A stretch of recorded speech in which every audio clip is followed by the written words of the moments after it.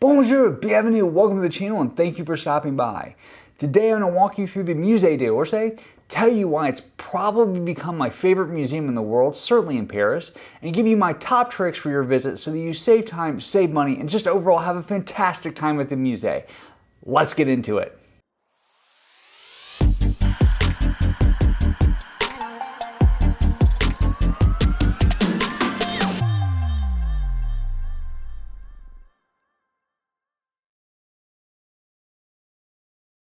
Alright, so let's get into my favorite museum. First, I'm showing you a video of the outside. Yes, that long line is you. Again, like all tourist attractions in Paris, there's a long line to get in because a lot of people want to see it. Even with your ticket, even with your reservation, even with your allotted time slot, because you have to clear security. So don't fret, it moves fast, you will be in quickly, and once you get in, the crowds do thin. So I'm going to walk you kind of down the grand corridor. The amazing thing about the Musée D'Orsay is it is a large museum. Now, it's not the 35,000 piece Louvre, but there are 2,000 works of art, 600 sculptures. If you took 30 seconds to look at each one of those, that means that you would spend over 21 hours in the Musée. I don't think you want to spend 21 hours in the Musée. So I'm going to kind of give you the rundown, and while we do it, I'm just going to pan through different galleries, show you different pieces. I'm not going to give you a lot of commentary on it because, frankly, I'm not an art expert. I don't pretend to be an art expert, and you can get all of that from the audio guide, which is going to do a much better job and goes into why I think this is one of the best curated museums in the world. So, as we walk through, the museum, you kind of start on your right-hand side, and it's organized into big rooms with kind of sub-rooms. And where the curation, why I think this is such a greatly well-curated museum, is that if you start on the kind of ground level and work your way up, and work right to left, then up right to left, then up right to left, right? So you flow kind of in concentric circles. You will get the story of art from 1848 through Impressionism, through Post-Impressionism. You will get how the schools developed, how they influenced each other, where there was tension between the artists, where some were criticizing others. You get all of that. So the famous pieces are kind of dispersed throughout, but the most famous pieces are the Impressionists. So I'm showing you as we go through various galleries, and I think that I had favorite pieces, right? I mean, I think that there are certainly, like anything, you're going to be attracted to certain pieces, and so my advice is start on the ground floor, the right side, and work your way through listening to the audio guide as you go. If you see a piece that's of particular interest to you and it has an audio guide, stop and listen. And then randomly as you go between rooms, kind of pick a piece or you see an audio guide, or if you see a lot of people being gravitated towards a certain piece, that may indicate to you that it's a famous piece.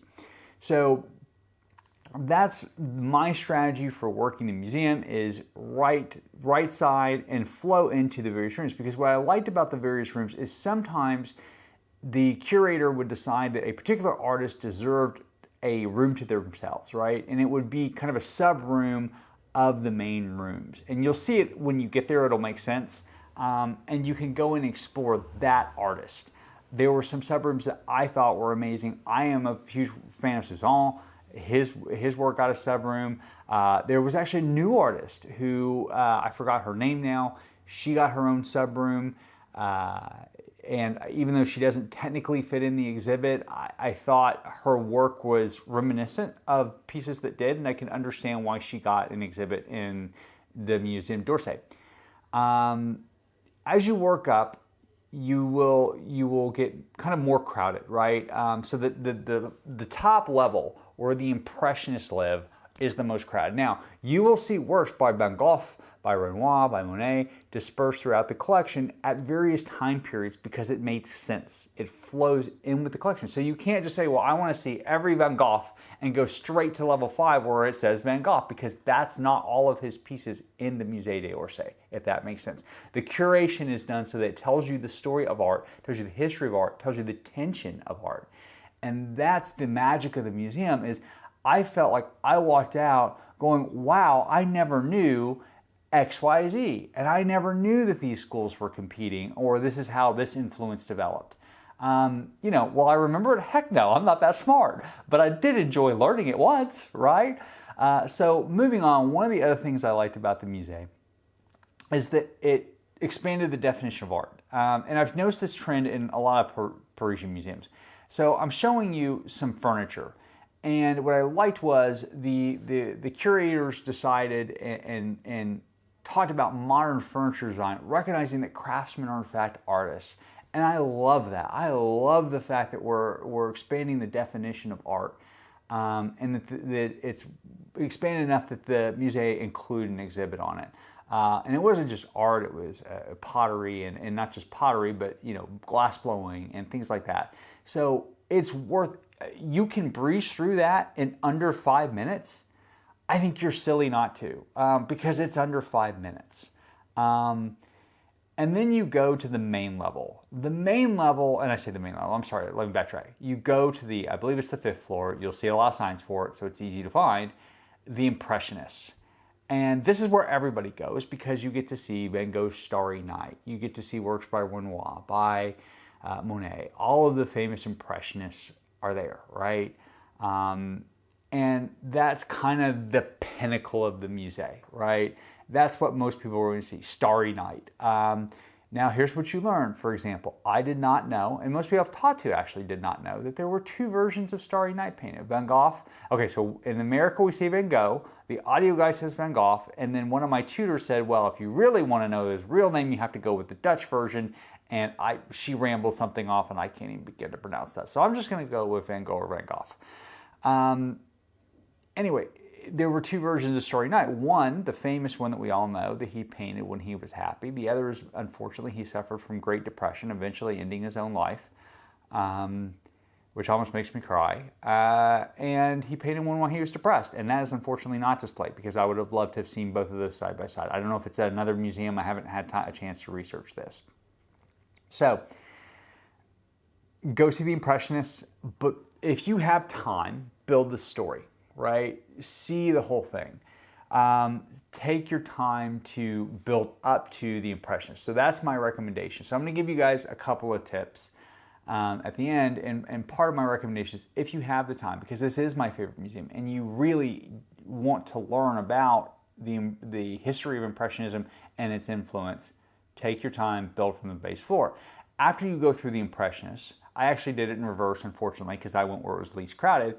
You can go to the post-Impressionism and you can see the influence of Impressionism, how it continued, where the schools divided, et cetera, et cetera. That is certainly worth going through. I enjoyed the work in that exhibit.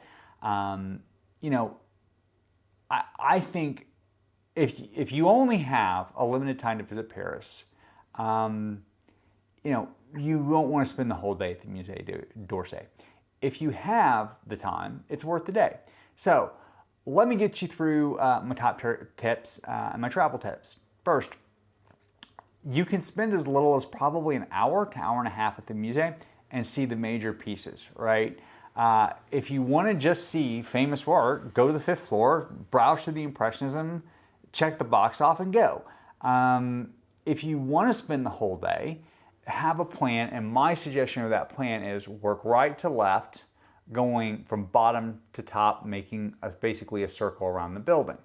That's how you're going to really get the history of art. That's why it's my favorite museum, is not because of the pieces it displays, but because of the story it tells.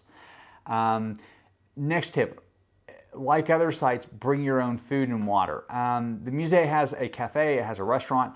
I tried to stop it for lunch like multiple times, and the cafe always had a long line, as did the restaurant. And I'm here at non-prime time, so I can't imagine how bad that is at prime time. I had a bottle of water with me. I wish I had more water, and I wish I would have had a protein bar and an apple, because I think I could have gotten away with sitting there eating a protein bar and probably nobody would have said anything. I mean, I know it says no food and drink, and I would certainly not encourage you to have food and drink in the, areas where the paintings are, but there are areas where you can have food and drink without it being too annoying. My next tip is kind of a silly one maybe, but if you're going to be there for the day, as I was, because I spent a solid 8 hours, bring your own headphones for the audio guide. Okay, I know that seems silly, but honestly, they got really, really uncomfortable. after some period of time. So bring your own headphones. You will thank me later.